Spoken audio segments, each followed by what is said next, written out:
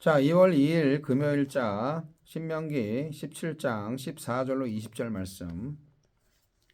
내가 네 하나님 여호와께서 내게 주시는 땅에 이르러 그 땅을 차지하고 거주할 때에 만일 우리도 우리 주위의 모든 민족들 같이 우리 위에 왕을 세워야겠다는 생각이 나거든 반드시 네 하나님 여호와께서 택하신 자를 내 위에 왕으로 세울 것이며 내 위에 왕을 세우려면 내 형제 중에서 한 사람을 할 것이요 내 형제 아닌 타국인을 내 위에 세우지 말 것이며 그는 병마를 많이 두지 말 것이요 병마를 많이 얻으려고 그 백성을 애굽으로 돌아가게 하지 말 것이니 이는 여호와께서 너희에게 이르시기를 너희가 이후에는 그 길로 다시 돌아가지 말 것이라 하셨음이며 그에게 아내를 많이 두어 그의 마음이 미혹되게 하지 말 것이며 자기를 위하여 은금을 많이 쌓지 말 것이니라. 그가 왕위에 오르거든 이 율법서의 등사본을 레위 사람 제사장 앞에서 책에 기록하여 평생에 자기 옆에 두고 읽어 그의 하나님 여호와 경외하기를 배우며 이 율법의 모든 말과 이 규례를 지켜 행할 것이라. 그리하면 그의 마음이 그의 형제 위에 교만하지 아니하고 이 명령에서 떠나 좌로나 우로나 치우치지 아니하리니 이스라엘 중에서 그와 그의 자손이 왕 위에 있는 날이 장구하리라. 내 위에 왕을 세우려면 굉장히 중요한 말씀인데 자, 재판장에게 공정함이 요구되었다면 하나님의 대리자인 왕에게는 겸손이 요구됩니다. 재판의 근거가 율법이었던 것처럼 통치의 기초도 율법입니다. 네, 하느님은 어떤 분입니까? 전체적으로 진정한 왕이십니다. 하느님은 진정한 왕이십니다. 이스라엘 왕에게 부여된 제한적 지위와 권력은 왕 위에 참된 왕이신 하느님이 계시다는 것을 보여줍니다. 하나님이 우리를 왕 같은 제사장으로 세워서 하느님을 대리하여 세상을 다스리게 하셨으니까 우리도 하느님의 다스림을 받아야 합니다. 우리 크리스천 말하는 거예요. 특히 교회의 지도자는 무소불위의 권력을 휘두르는 세속 통치자와 달리 위에 계신 하나님의 뜻을 따르기 위해 스스로 절제해야 합니다. 하나님이 유일하신 왕이고 우리는 그의 대리 통치자임을 기억합시다. 자, 16절 17절 왕이 너무 큰 권력을 갖지 못하도록 여러 제한 규정을 세우셨습니다. 병마와 아내를 많이 두는 것은 안 돼요. 은금을 많이 쌓아두는 것은 안 돼요. 이것은 세상 방식으로 힘과 권력을 유지하려는 방법이었습니다. 하느님은 세상의 방법이 아닌 하느님의 방법으로 그 나라를 돌보기 원하셨기에 이스라엘 왕이 이방 군주와 같아지지 못하도록 처음부터 막으신 것입니다. 우리의 힘과 도움은 무엇입니까? 우리도 세상처럼 더 많이 갖고 쌓아두는 것이 진정한 힘이라 생각하지 않습니까?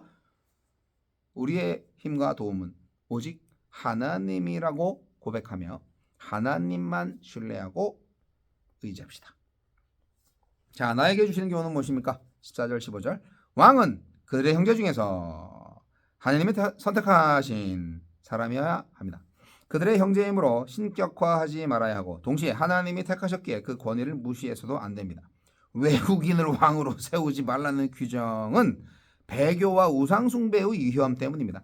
사람 지도자를 필요 이상으로 높이거나 반대로 그들의 직무에 부여된 권위를 함부로 무시하지 않는 균형이 필요합니다.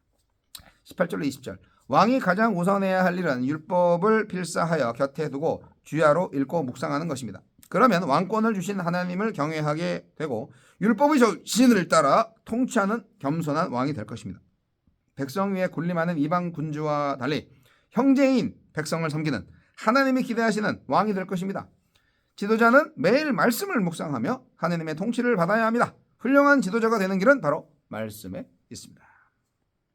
주여, 말씀의 통치를 받음으로써 방종하지 않고 하나님의 뜻에 따라 겸손하고 절제하게 하소서.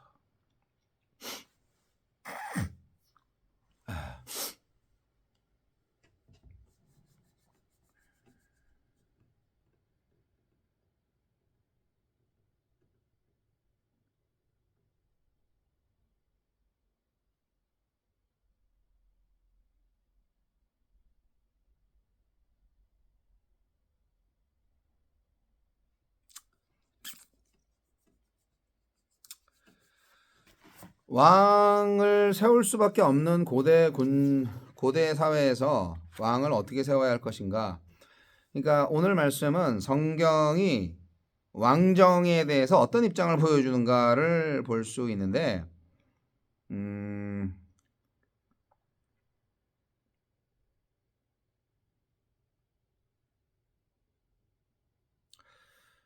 이 성경대로만 한다면 왕을 세워도 그렇게 독재가 되지 않을 것 같아요. 왕의 자격이 하나님이 선택한 사람이어야 하거든요. 왜냐하면 이스라엘의 영원하신 왕은 하나님밖에 없어요. 하나님은 돌아가시지도 않기 때문에 처음부터 끝까지 영원한 왕이십니다. 그러니까 왕은 국가 통치자로서의 하나님 왕의 대리자일 뿐이죠.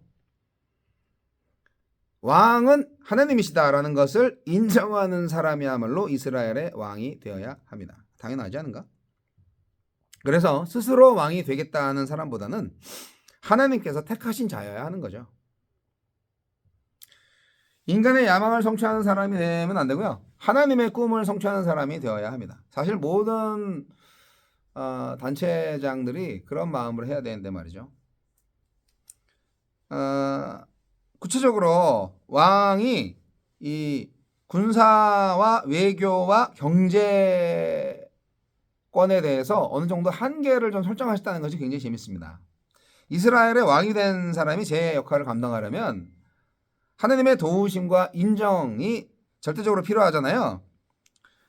근데 이제 세상의 권력자들은 자기가 권력을 많이 가져야 되고 그걸 써야 되기 때문에 외교적으로 이렇게 그 안에도 많이 이렇게 취하고 그리고 보물을 많이 가지고 또 군사력, 군대를 많이 양성하죠. 그게 결국 힘이니까.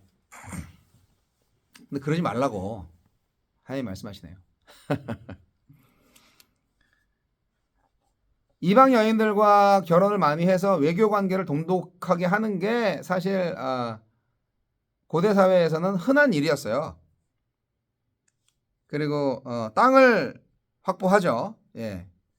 땅을 가장 많이 넓히는 거, 땅을 많이 차지하는 게 국가의 기반이니까. 뭐 오늘날도 그렇긴 한데, 여하튼 왕들이 하는 일, 이스라엘 백성들은 그렇게 하지 말아라. 많은 말들과 병거들을 통해서 군사력을 확보하고 이방 여인들과 결혼을 통해서 외교 관계를 돈독히 하는 거, 그거 하지 말아라. 그럼 뭐 어떻게 해야 되지? 하나님은 이렇게 상식적인, 그 당시에 그 상식적인 수준의 통치와 권력 행위 자체를 금지하셨습니다. 그럼 어떻게 해요? 오직 하나님만 의지하도록 해야 된다는 거죠. 그러니까 결국은 고대 이스라엘의 왕은 결국 섬기는 리더십이고 하나님께 순종하는 공직자에 불과한 거예요. 왕의 의무가 있죠. 하나님의 말씀을 맨날 보고 하나님의 말씀대로 순종하는 그 의무가 있는 거죠. 신명기서가 왕의 의무를 단 한 가지 언급하잖아요. 하나님의 말씀을 늘 가까이 하여 그것을 통해 하나님 경외하기를 배우라는 거예요. 그러면 하나님을 경외하기를 배우면 왕의 통치는 저절로 잘 이루어지지 않겠습니까? 하나님의 말씀을 늘 가까이 해서 하나님을 경외하는 것을 배운다. 그것은 어떻게 보면 말씀을 따라 살면서 좌로나 우로나 치우치지 않으면서 겸손할 수 있죠. 결국 그 지혜가 외교 전술, 인재 등용, 효과적인 조직보다 더 중요한 거예요. 하나님의 말씀. 이제 가나안 정복을 앞둔 여호수아한테 지금 신명기서는 모세 할아버지의 설교잖아요. 이제 이 백성들, 이 젊은 세대들 이제 가나안 정복을 이제 하러 딱 가야 되는 가는 순간에 그 직전에 지금 들으라 하면서 설교하고 계신 거 아니에요? 그러면서 여호수아한테도 똑같은 명령을 해요. 여호수아 1장 7절로 8절까지 말씀 보면 결국 하나님의 마음에 합한 지도자가 되어야 하는 것, 그것이 바로 이스라엘 왕의 가장 큰 의무입니다. 내가 바로 정말 하나님의 마음에 합한 자인가? 모든 기관장들, 지도자들도 다 그런 마음을 가져야 됩니다.